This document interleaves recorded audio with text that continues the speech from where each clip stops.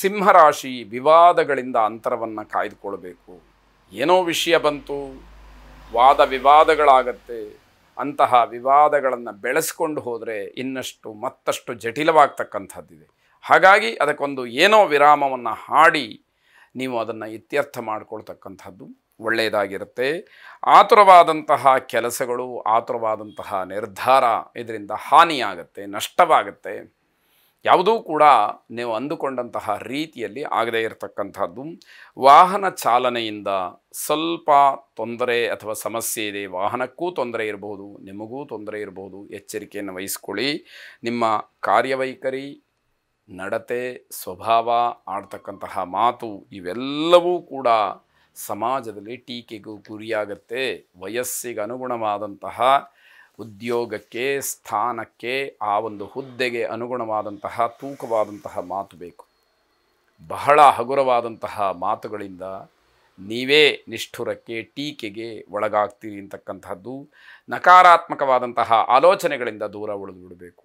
ಯಾವುದೋ ಒಂದು ಕೆಲಸವನ್ನು ಮಾಡೋಕ್ಕೆ ಹೋದಾಗ ಅಲ್ಲಿ ಕೆಲವು ಸಮಸ್ಯೆಗಳು, ಗೊಂದಲಗಳು ಉಂಟಾಗಬಹುದು, ಇಲ್ಲ ಅಂತ ಏನಿಲ್ಲ. ಆದರೆ ಈ ಕೆಲಸ ನನ್ನಿಂದ ಸಾಧ್ಯನಾ ಅನ್ನುವಂತಹ ಪ್ರಶ್ನೆಯನ್ನೇ ನೀವು ಮುಂದಿಟ್ಟುಕೊಂಡು ಕೆಲಸವನ್ನು ಆರಂಭ ಮಾಡೋದಕ್ಕೆ ಹೋದಾಗ ಅದು ತಪ್ಪಾಗತ್ತೆ.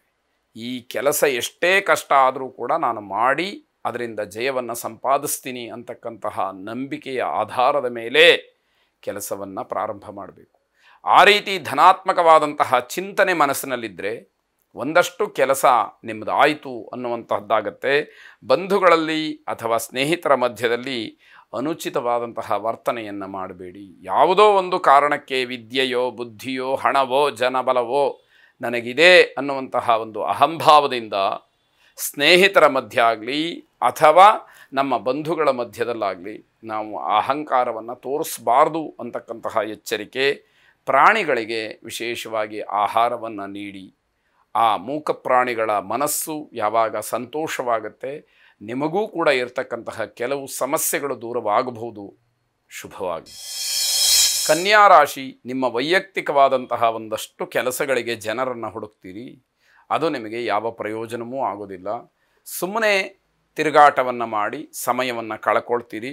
ಅದರಿಂದ ಯಾವುದೇ ರೀತಿಯ ಧನಾತ್ಮಕವಾದಂತಹ ಫಲಗಳು ನಿಮಗೆ ಸಿಕ್ಕದಲೇ ಬೇಸರವಾಗ್ತಕ್ಕಂಥದ್ದು.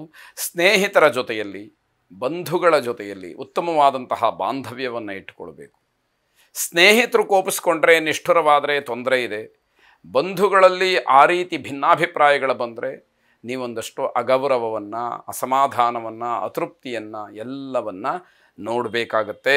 ಪ್ರಜ್ಞಾವಂತರ ಸಹವಾಸದಿಂದ ಲಾಭ ಇದೆ. ಯಾರಿಗೆ ಒಂದು ಸ್ವಲ್ಪ ಸಮಾಜದ ಬಗ್ಗೆ ಅಥವಾ ಬೇರೆಯವರ ಬಗ್ಗೆ ಕಾಳಜಿ ಇದೆ, ಅಂತಹ ವ್ಯಕ್ತಿಗಳ ಸಂಪರ್ಕ ನಿಮ್ಮನ್ನು ಪರಿವರ್ತನೆ ಮಾಡಲಿಕ್ಕೆ ಅವಕಾಶಗಳಾಗತ್ತೆ. ನವವಿವಾಹಿತರಿಗೆ ಶುಭ ಸುದ್ದಿ ಇರತಕ್ಕಂಥದ್ದು.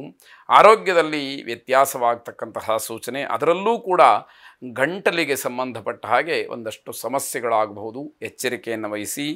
ಸಾಲಗ್ರಾಮ ಮಹಾವಿಷ್ಣುವನ್ನು ಪ್ರಾರ್ಥನೆ ಮಾಡಿ. ಶುಭವಾಗಿ. ತುಲಾರಾಶಿ, ಕುಟುಂಬದಲ್ಲಿ ಸದಸ್ಯರ ಸಂಬಂಧಗಳು ಹಾಗೆ ಬಂಧುಗಳಲ್ಲಿ ಇರತಕ್ಕಂತಹ ಯಾವುದೋ ಒಂದು ಪ್ರೀತಿ, ವಿಶ್ವಾಸ ಇವತ್ತು ಅಷ್ಟೊಂದು ಧನಾತ್ಮಕವಾಗಿ ಕೆಲಸ ಮಾಡೋದಿಲ್ಲ. ಹಾಗಾಗಿ ಮಾನಸಿಕವಾಗಿ ಎಲ್ಲದಕ್ಕೂ ಕೂಡ ಸಿದ್ಧತೆಗಳು ಆಗಿರಬೇಕು ಅನ್ನುವಂಥದ್ದು.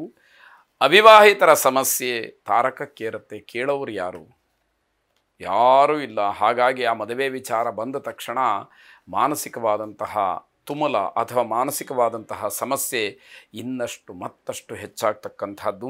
ಮಕ್ಕಳ ಚಟುವಟಿಕೆ, ಸ್ವಭಾವ ಇವೆಲ್ಲವೂ ಕೂಡ ಬೇಸರವನ್ನು ತರತಕ್ಕಂಥದ್ದಾಗತ್ತೆ. ಮಕ್ಕಳು ಯಾವ ರೀತಿಯಲ್ಲಿ ವರ್ತಿಸ್ತಾ ಇದ್ದಾರೆ ಅನ್ನುವಂಥದ್ದೇ ನಿಮಗೆ ಗೊತ್ತಾಗದೇ ಇರೋ ಹಾಗಾಗತ್ತೆ. ವಿದ್ಯಾರ್ಥಿಗಳು ತುಂಬ ಕಷ್ಟವನ್ನು ಅನುಭವಿಸಬೇಕಾದಂತಹ ಪರಿಸ್ಥಿತಿ. ಯಾಕೆ? ನಿಮ್ಮ ಆಲೋಚನೆಗಳು, ವಿವೇಚನೆಗಳು, ವಿವೇಕ ಸರಿಯಾದಂತಹ ರೀತಿಯಲ್ಲಿ ಕೆಲಸ ಮಾಡ್ತಾ ಇಲ್ಲ. ಮಾತಿನಿಂದ ಬೇರೆಯವರಿಗೆ ಅಪಮಾನವನ್ನು ಮಾಡ್ತೀರಿ. ಸ್ವಭಾವದಿಂದ ಬೇರೆಯವರನ್ನ ಆಕರ್ಷಣೆ ಮಾಡ್ಕೊಳ್ತೀರಿ. ನೀವು ನಡ್ಕೊಳ್ತಕ್ಕಂತಹ ರೀತಿಯಿಂದ ಬೇರೆಯವರು ನಿಮ್ಮ ಕಡೆಯಲ್ಲಿ ತಿರುಗಿ ನೋಡ್ತಾರೆ. ಆದರೆ ಅವರ ಜೊತೆಯಲ್ಲಿ ಆಡ್ತಕ್ಕಂತಹ ಮಾತು ಅವರಿಗೆ ಅವಮಾನವನ್ನು ಮಾಡಿಬಿಡುತ್ತೆ. ಯಾವ ಪುರುಷಾರ್ಥಕ್ಕೆ ಇವರ ಒಂದು ಸ್ನೇಹ, ಸಂಬಂಧ, ಬಂಧುತ್ವ ಬೇಕಾಗಿತ್ತು ಅನ್ನುವಂಥದ್ದು ಪ್ರಶ್ನೆಯಾಗತ್ತೆ. ದೇವಿ ಪ್ರಾರ್ಥನೆಯನ್ನು, ದೇವಿಯ ಉಪಾಸನೆಯನ್ನು ಮಾಡಿ. ಶುಭವಾಗಿ. ವೃಶ್ಚಿಕ ರಾಶಿ ಕುಟುಂಬದಲ್ಲಿ ಪ್ರವಾಸದ ಬಗ್ಗೆ ಚಿಂತನೆಯನ್ನು ನಡೆಸಬಹುದು. ಮುಂದಿನ ದಿನಮಾನದಲ್ಲಿ ಪ್ರವಾಸವನ್ನು ಮಾಡಬೇಕು ಅನ್ನುವಂತಹ ಯಾವುದೋ ವಿಷಯ ಪ್ರಸ್ತಾಪಕ್ಕೆ ಬರಬಹುದು. ಒಡ ಹುಟ್ಟಿದವರ ಜೊತೆಯಲ್ಲಿ ಅಣ್ಣ ತಮ್ಮ ಅಕ್ಕ ತಂಗಿ ಹೀಗೆ ಹತ್ತಿರದ ಬಂಧುಗಳಲ್ಲಿ ಘರ್ಷಣೆ ಆಗ್ಬೋದು, ಜಗಳ ಆಗಬಹುದು, ಮಾತಿಗೆ ಮಾತು ಬೆಳಿಬಹುದು, ನಿಷ್ಠುರವಾಗಬಹುದು. ಹೀಗೆಲ್ಲದಕ್ಕೂ ಅವಕಾಶಗಳಿದೆ.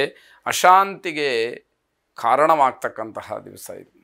ಏನು ಮಾತಾಡಿದರೂ ಕೂಡ ಅದೇ ತಪ್ಪು, ಅದೇ ಕಷ್ಟ ಅನ್ನುವಂತಹ ರೀತಿಯಲ್ಲಾಗತ್ತೆ. ಪ್ರೇಮಿಗಳಿಗೆ ಬಹಳ ಶುಭವಾದಂತಹ ದಿವಸ ಇದು ಅಂತ ಹೇಳಬೇಕು. ಆತ್ಮವಿಶ್ವಾಸವನ್ನು ಬೆಳೆಸ್ಕೊಳ್ಳೋದಕ್ಕೆ ಸರಿಯಾದಂತಹ ಸಮಯ.